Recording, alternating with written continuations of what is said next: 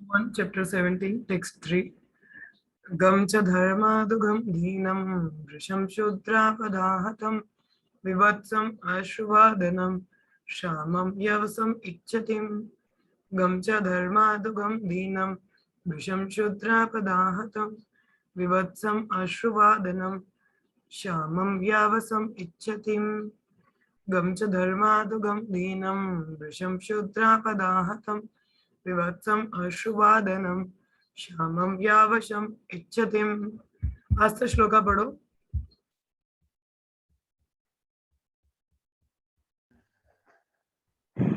गम च धर्मादकं दीनं वृष्णं शूद्रपदाहितं हतं विवत्सम् अश्रुवदनं क्षमां यावसमीक्षतिम्। पूजा माता जी पढ़िए।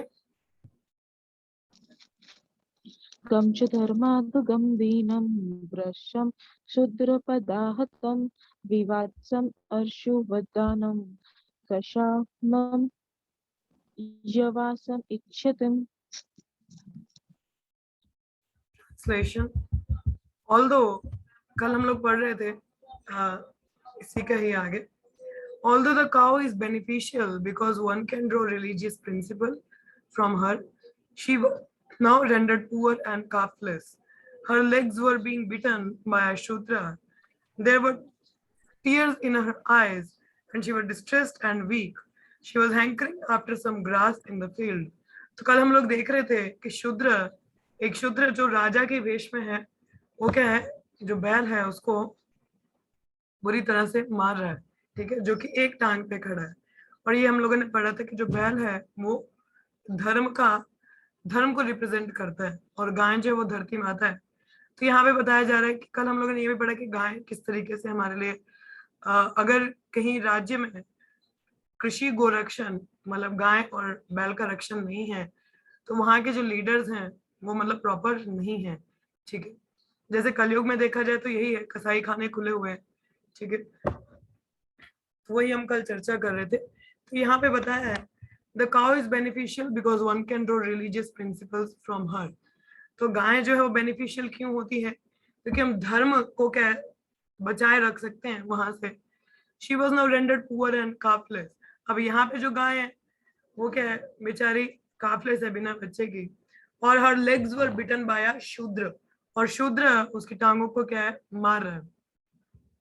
और जो गाय है उसकी आंखों में क्या आंसू हैं, जो कि बहुत कमजोर और दुखी लग रही है यहाँ पे, ठीक है, और जो घास के लिए देख रही है। तात्पर्य में प्रपात ये बताते हैं यहाँ पे the next symptom of the age of Kali is the distressed condition of the cow. Kaliyug का अगला क्या लक्षण होगा कि जो गौ माता है वो बहुत ही डिस्ट्रेस मतलब दुखी अवस्था में होंगी, ठीक है। Milking the cow means drawing the principle of religion in a liquid form. तो कहा जाता है कि गाय से जो हम दूध निकालते हैं वो धर्म की तरह है, ठीक है, लिक्विड फॉर्म में। जैसे ऋषिगण है, मुनि है, वो लिव ओनली ऑन मिल्क। जो ऋषिगण है, मुनि, वो क्या पीते हैं, जनरली वो दूध ही पीते हैं। हाँ, तो ऋषिगण और मुनिगण से हमारा शास्त्र आगे ज्ञान आता है, तो वो चीज मतलब धर्म स्थापन वहां से है, क्योंकि वो इसी पे निर्भर करते हैं, गाय के दूध पे। श्री सुखदेव गोस्वामी क्या है, so Srila Sukdev Goswami would go to a householder while he was milking a cow, and he would simply take a little quantity of it for subsistence. Sukhdev Goswami भी इस तरह गृहस्थों के पास जाते थे, मगर उतना ही लेते थे जितना उनके लिए आवश्यक हो। हाँ,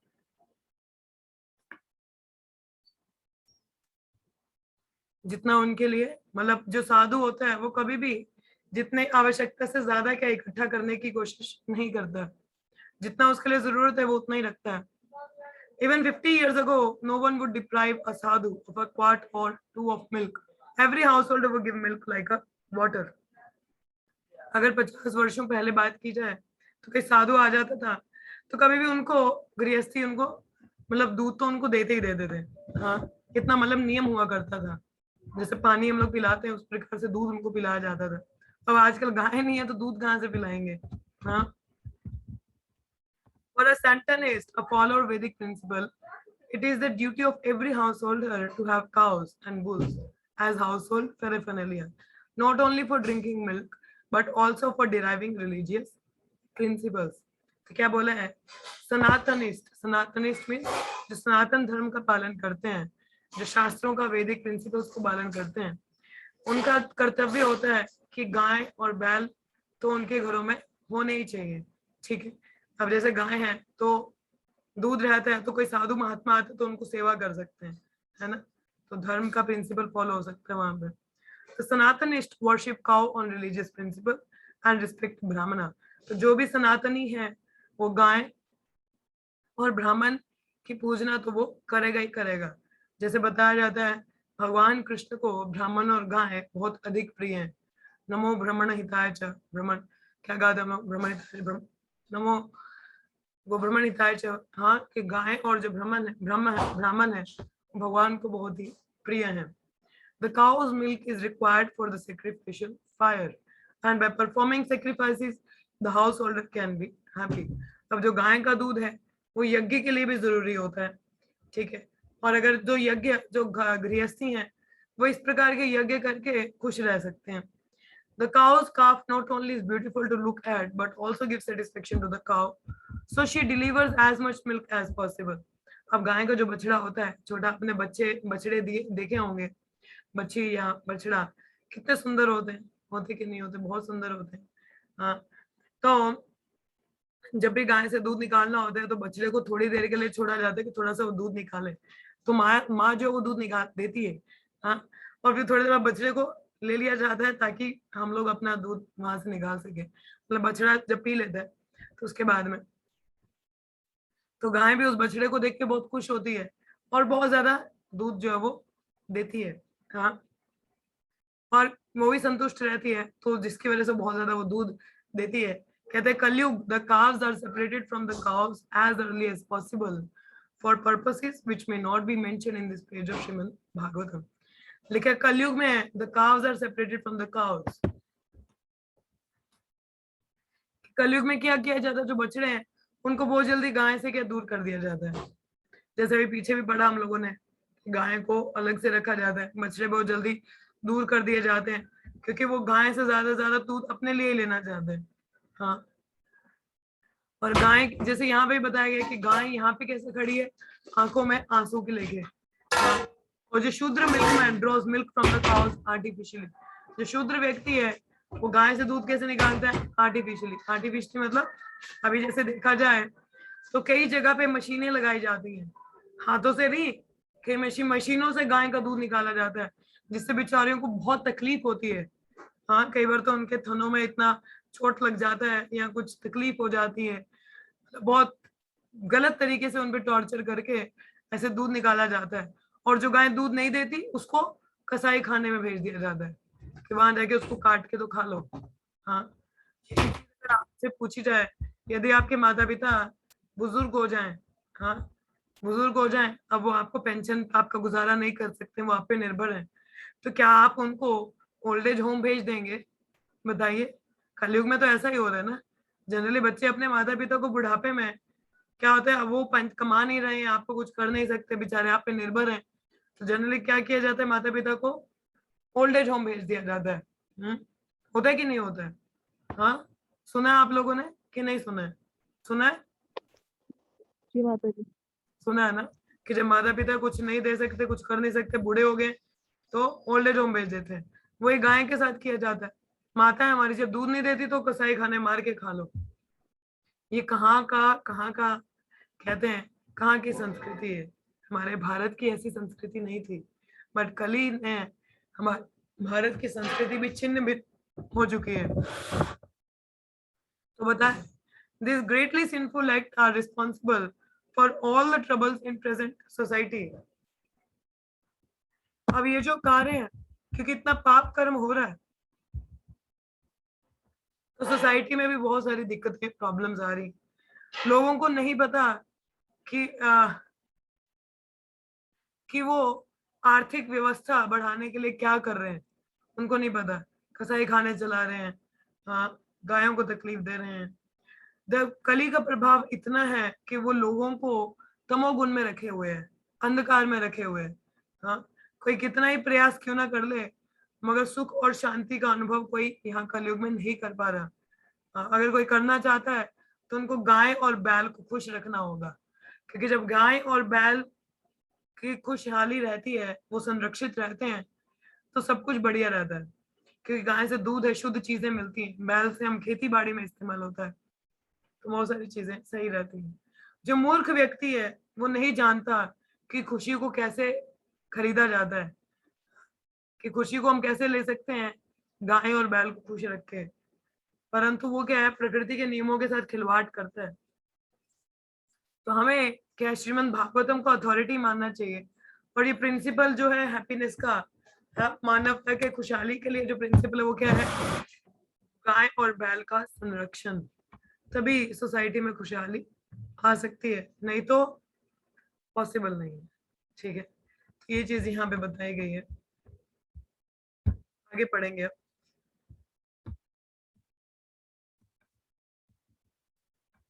पाप्रच्चरातम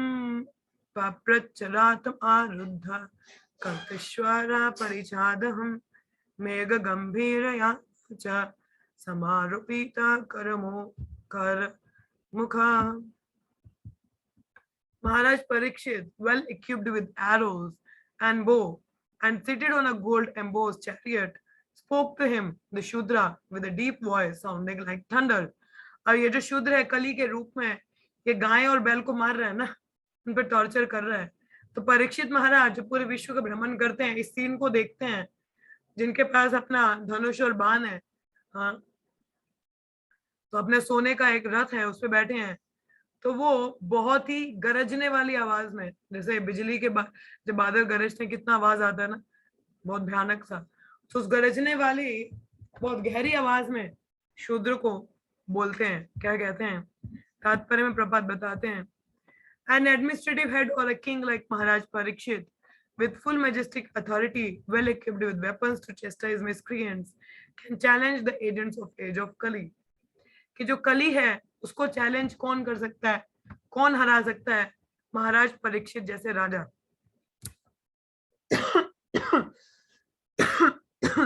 जो कि बहुत ही शक्तिशाली, बुद्धिमान और क्षमता रखते हैं, ऐसे जो ऐसे दुष्पापों को देख के उसको इमीडिएटली करेक्ट कर सकते हैं। ठीक है, then only will it be possible to counteract the degraded age. अगर महाराज परीक्षित जैसे हमारे लीडर हो जाएं, तभी हम इस कलयुग को हरा सकते हैं, इस कली को हरा सकते हैं। और अगर ऐसे स्ट्रॉन्ग लीडर हमारे ना हो, हाँ, तो जनरली क्या होता है, सोसाइटी में गड़बड़ होता है। तो हमारे लीडर कैसे होने चाहिए, स्ट्रॉन्ग होने चाहिए। जैसे हमारे मोदी जी हैं, काफी स्ट्रॉन्ग है, काफी स्ट्रॉन्ग है, कई जगह पे कई सही फैसले उन्होंने लिए हैं हमारे सोसाइटी के लिए, समाज के लिए। कहते हैं the elected show bottle executive head as representative for degraded public can not be equal with the strong king like Maharaj Parikshit. और अगर जनता ही पगलेट है, डिग्रेडेड है, हाँ, तो कैसे राजा को चुनेंगे। कुत्तों की सभा हो तो किसको राजा बनाएंगे, कुत्ते को। हाँ, अगर ऊंटों की सभा हो तो किसको राजा बनाएंगे, ऊंट को। तो उसी प्रकार से जनरली क्या होता है हमारे, क्योंकि लोग बहुत डिग्रेडेड हैं, तो वो राजा लीडर भी वैसे ही करप्टेड चाहते हैं। भले हमें तो करप्शन से मजा आता है, हमारा राजा भी करप्टेड होना चाहिए। और बाद में उसी भ्रष्टाचारी राजा के अधीन वो क्या फिर कंप्लेन करते हैं, अरे कुछ सिस्टम नहीं है, चुना तो आप ही लोगों ने। तो ऐसे जो चुनिंदित लोग होते हैं, वो परीक्षित महाराज से कोई कंपैरिजन नहीं किया जा सकता। वो इतने वो स्ट्रॉन्ग क्षत्रिय हो, सबको संरक्षण दे सके। हाँ, द ड्रेस और style of royal order does not count, it is once action which are counted. तो ये मैटर नहीं करता कि आप कैसा आपने कपड़ा पहना है, कैसा वेशभूषा, कितने आप उच्च कोटि के वस्त्र पहन रहे हो, नहीं, आपके कार्यकलाप कैसे हैं वो मैटर करता है।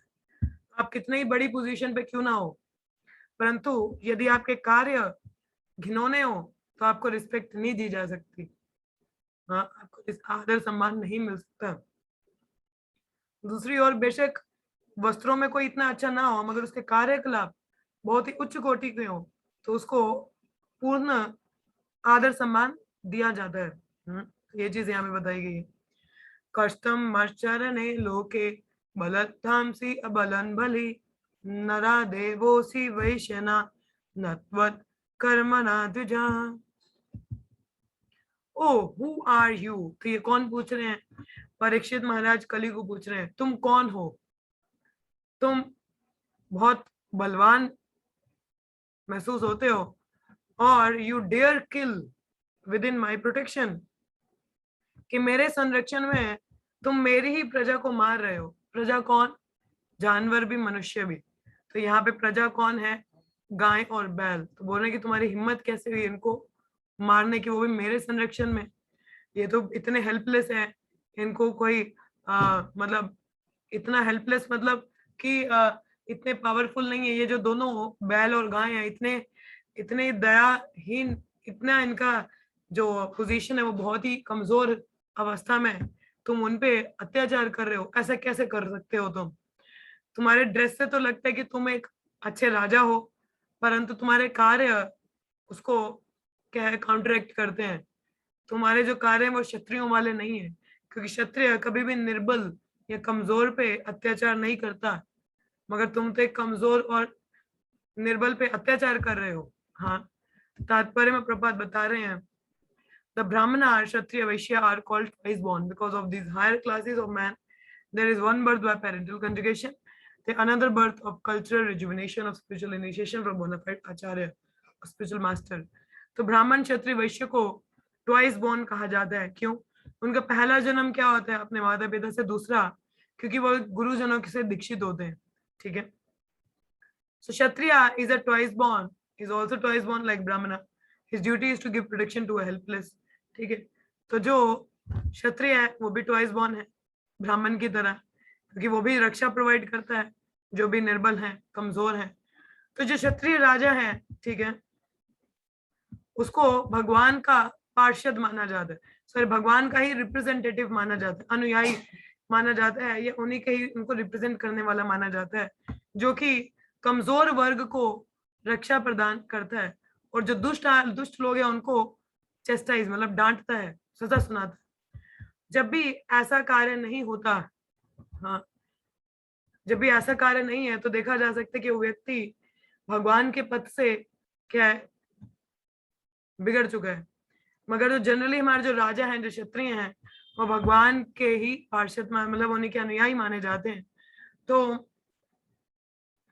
उन वैसे ही हमारे जो लीडर्स हैं वैसे ही हमारे हेड होते हैं, जो पहले जमाने के होते थे, क्योंकि पूर्णतः कृष्ण भावान्वित होते थे। हाँ, कृष्ण को केंद्रित करके वो कार्य किया करते थे, तो उनको भगवान का असली अनुयायी माना जाता था। एक राजा जनरली भगवान को ही रिप्रेजेंट करता है, तो उसको वैसा ही पूजा किया जाता था। परंतु आजकल के जो लीडर हैं वो तो खुद ही अत्याचार करते हैं लोगों पे, उनका क्या होगा? उनको क्या कह सकते हैं हम लोग? नहीं। तो जैसे यहाँ बताया गया है, so whenever there are anomalies in this routine work by administrator, there is an incarnation of Lord to reestablish the principles of godly kingdom. तो जब भी ऐसा गड़बड़ होता है, जो क्षत्रिय अपना कार्य नहीं करता, ब्राह्मण अपना कार्य नहीं करता, हाँ, सोसाइटी में पूरा गड़बड़ है, उस समय धर्म स्थापन के लिए भगवान या तो अपने नित्य पार्षदों को भेजते हैं, अपने किसी शुद्ध भक्त को भेजते हैं, या स्वयं धरती पे आते हैं और दोबारा पुनः धर्म की स्थापना करते हैं। तो कलयुग में जो जानवर हैं बहुत ही निर्बल हैं, स्पेशली जो गाय हैं, ठीक है, जिसको पूर्णतः संरक्षण मिलना चाहिए, परंतु उन्हीं को ही विदाउट एनी रिस्ट्रिक्शन उनको मारा काटा जाता है। यदि आप एक उदाहरण लें, 2002 या 2003 की बात है, उस समय नेपाल में एक फेस्टिवल होता है जहाँ पे लाखों की तादाद पर गाय और बैल को काटा जाता है पब्लिक में शरेआम उनको काटा जाता है। और बहुत शर्म की बात है कि हमारे भारत से भी कई लोग उनको देखने के लिए गए, जैसे बड़ा मजा आने वाला है। हाँ, गाय और बैल को काटते हुए देखा। तो देखिए, प्रकृति के नियमों के अनुसार इसकी सजा होती है, और उसी का नतीजा था कि नेपाल में बहुत भयंकर भूकंप आया था। तो वो प्रकृति का कोप था, प्रकृति के कोप से कोई बच नहीं सकता। तो जो एडमिनिस्ट्रेटिव लीडर हैं, जो हेड हैं, जो कि कृष्ण भावान्वित नहीं होते, तो इस प्रकार से उनके राज्य में ये दुराचार भ्रष्टाचार रहता ही रहता है। हाँ, तो यदि कोई अगर स्ट्रांग राजा है तो उनके राज्य में गरीब से गरीब ही क्यों ना हो, अमीर से अमीर क्यों ना हो, जानवर ही क्यों ना हो, उन सबके लिए संरक्षण रहता है। हाँ, और अगर वो ऐसे नहीं है तो ऐसे राजाओं के, अगर कोई राजा गॉडली नहीं है, स्ट्रांग नहीं है, तो उसके राज्य में इक्वल ट्रीटमेंट हम लोग नहीं देख सकते। हाँ, जस्टिस हम लोग नहीं देख सकते कि इसको पूरा न्याय मिलेगा। ये सारे के सारे लक्षण कलयुग में देखे जाते हैं। ठीक है, in the age of Kali everyone is unhappy due to the maladministration of the state. देखा जाए तो सरकार से कौन खुश है, बताइए, कौन खुश है? कोई भी नहीं। कहीं पे क्या प्रॉपर सिस्टम चल रहा है? नहीं चल रहा। The modern human society is not twice born by spiritual culture. और जो मनुष्य अभी के जो है, आज में अब में से कितने लोग ट्वाइस बोर्न है? कितने लोगों को स्पिरिचुअल एजुकेशन मिला है? लोग बड़े बड़े पीएचडी करने के लिए बड़े बड़े यूनिवर्सिटीज में जाते हैं, पढ़ाई करते हैं, मगर अध्यात्म की बात की जाए तो उनको ये नहीं पता कि हाँ ये है कौन, इनके जीवन का लक्ष्य क्या है, इनको करना क्या है। कहते हैं इतनी बड़ी पीएचडी का क्या मतलब जब आपको ये नहीं पता कि आप कौन हो और आपको जीवन में करना क्या है। This is called not proper education. पहले जमाने में भी पढ़ाई की जाती थी, मगर आध्यात्मिक ज्ञान भी दिया जाता था, आध्यात्मिक ज्ञान के साथ में भौतिक ज्ञान दिया जाता था, तो लोग बहुत ज्यादा निपुण हुआ करते थे हर क्षेत्र में। मगर आजकल देखा जाए तो सिर्फ भौतिक ज्ञान है, और भौतिक ज्ञान के कारण प्रभुपाद जैसे कहते हैं कि जो भौतिक जो स्कूल और कॉलेजेस है, ये मॉडर्न स्लॉटर हाउस है, कसाई खाने हैं। यहाँ पे लोगों को और ज्यादा अंधकार में डाला जाता है। तो क्या इनसे अपेक्षा की जाती है कि ये सोसाइटी में सुख शांति लाएंगे? कभी भी नहीं। Therefore, the people's government by the people who are not twice born must be government of Kali in which everyone is unhappy. तो ऐसे लोग जो कि अध्यात्म का ज्ञान नहीं है, हाँ, एजुकेशन नहीं है, और लीडर ऐसे नहीं है, ऐसे लोग, ऐसे लोगों का क्या होता है? ऐसे लोग नाखुश, मतलब खुश नहीं रहते।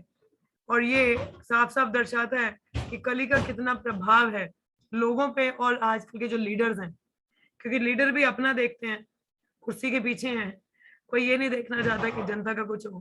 बट खैर, मोदी जी को हम बहुत अप्रिशिएट करेंगे कि उन्होंने बहुत अध्यात्म की बात की और स्वयं भी वे अध्यात्म को बहुत पालन करते हैं। तो ये बहुत अच्छी बात है कि ऐसे हमारा अगर स्ट्रॉन्ग लीडर हो तो सोसाइटी में भी कुछ सुधार की बात है। जैसे श्रील प्रभुपाद जो महान संत जो एक इतना बड़ा कार्य करके गए, देखिए उनके लिए इतना उन्होंने बताया, पूरे विश्व भर में लोगों ने सुना होगा, तो बहुत बड़ी बात है। तो ऐसे लीडरों को हमको एनकरेज करना चाहिए, ना कि ऐसे लीडर जो नास्तिक हो, सेकुलरिज्म को आगे बढ़ाए, उनका कोई मकसद नहीं, मतलब नहीं होता। ठीक है, तो यहाँ पे आज हम लोग ब्रेक लेते हैं क्योंकि 8:30 हो रहे हैं। तो आप में से किसी का कोई प्रश्न रहा हो तो आप लोग पूछ सकते हैं, और अगर नहीं है तो यहीं पे विराम लेंगे। यस, हरे कृष्णा। किसी को कुछ कहना है?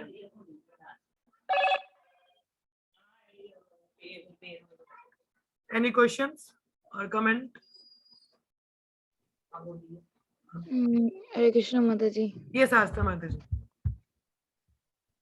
माता जी वही गाओ मतलब गाय की बात चल रही थी ना, तभी मुझे आया कि मतलब जब हम बता रहे थे ना कि गाय यूज मतलब दूध नहीं देती तो उन्हें स्लॉटर कसाई हाउसेस खाने में में भेज भेजा दिया जाता है। जाता। वही तो माता जी कितना अपोजिट सिचुएशन है कि आजकल के लोग डॉग पालना चाहते हैं जो कि कुछ भी नहीं देता लिटरली, यस, है ना। ना ही वो दूध देता हो या फिर से घर से कुछ चलता हो या कुछ होता हो, नहीं। But they are so crazy about यही तो कली डॉग्स का एंड लक्षण है ऑल। माता जी। जो गाय हमारी माँ समान है, शास्त्रों में इतना बताया है, लोग उनका उसको नहीं पालेंगे, हाँ, और कुत्ते पालेंगे। हाँ, उनका सुसु पोटी वही सब साफ करेंगे। हाँ, जो गाय है वही उसका तो सब कुछ वही एंटीसेप्टिक है। गाय का मा- जो गोबर है वो भी कितना क्लीन रखता है। गाय का अगर हम लोग यूरिन है उसको पीते हैं तो उससे भी इंसान को काफी अच्छा है। मगर लोग ऐसे जानवर को नहीं रखना चाहते घरों में, उनको कसाई खाने में भेजेंगे। वही वही माता जी। एंड वन मोर थिंग, जैसे अब एक चीज थी कि जैसे अब देखो ना कि जब हम कोई व्यक्ति जैसे डॉग को लेके जा रहा हो घुमाने, हम्म, यू सी कि मतलब वो डॉग आगे आगे और व्यक्ति हम्म, पीछे पीछे, तो अब जब समझ दूर नहीं से आता देखोगे तो मालिक आप कौन समझ सकते हो कि है। कुत्ता की पकड़ने वाला। हाँ, वही वो मालिक कुत्ते को चला रहे है, कुत्ते मालिक को चला रहे हैं। हम्म, तो दिस शो नो कि कितना हम कि चलो ठीक है, हम भगवान की सेवा नहीं करेंगे, गौ माता की सेवा नहीं करेंगे, तो ऑब्वियसली हमें किसी ना किसी की तो सेवा करनी ही पड़ेगी। यस, यस, क्योंकि सेवा तो करना एक जीव का स्वभाव है। तो यदि वह कृष्ण की वही सेवा में नहीं लगेगा तो वो माया की सेवा में लगेगा। क्योंकि सेवा करना वही उसका स्वभाव है। Being a servant is nature of a जीवा। अगर वो कृष्ण की सेवा में नहीं लगेगा, माया की सेवा करेगा, कुछ नहीं है, कुछ तो करेगा ही वो गलत दिशा है। This called miss directed. आजकल यस यस माता जी, आजकल नया नया ट्रेंड निकला है अपने गेट के सामने लिखने का कि बी अवेयर फ्रॉम डॉग्स, कुत्ते से सावधान। लाइक हम लोगों का स्वागत कैसे कर रहे हैं, हम लोगों को डरा के कि be aware from dogs, yes, है ना, कि यहाँ से दिखता है डॉग्स तो मतलब कलयुग डिस्टर्ब करते हैं लोगों को। कितना कितना ये एज डिग्रेडेड है। लोग, इंसान कितने डिग्रेडेड हो चुके हैं। तो इसलिए कृष्ण भावामृत का अर्जेंट नीड है। तो हमें ज्यादा से ज्यादा इसका प्रचार प्रसार करना है, ताकि लोग समझ सकें कि सही क्या है, गलत क्या है, और अपने जीवन को सुधार सके, ना कि कुत्तों बिल्लियों की तरह उसको व्यर्थ ही गवा दे, है ना। ठीक है, बहुत अच्छे पॉइंट्स बताए आपने Astha Mata ji. Thank you so much for your input. और कोई प्रश्न है किसी का, या कुछ बताना चाहे कोई? नहीं, चलिए फिर 3 बार हरे कृष्ण महामंत्र का उच्चारण करेंगे, और फिर दोपहर को मिलेंगे ईशोपनिषद की क्लास में। आज मंत्र 5 हम लोग पढ़ेंगे। ठीक है, तो लेट्स चैंट 3 टाइम्स हरे कृष्ण। हरे कृष्णा कृष्ण कृष्णा हरे हरे, हरे राम राम राम हरे हरे, हरे कृष्णा कृष्ण कृष्ण हरे हरे, हरे राम राम राम हरे हरे, हरे कृष्णा कृष्ण कृष्ण हरे हरे, हरे राम राम राम हरे हरे। ग्रंथराज श्रीमद् भागवतम की जय, श्री प्रभुपाद की जय, सभी भक्तों की जय। Thank you so much. See you all in the afternoon. Hare Krishna everyone. Hare Krishna.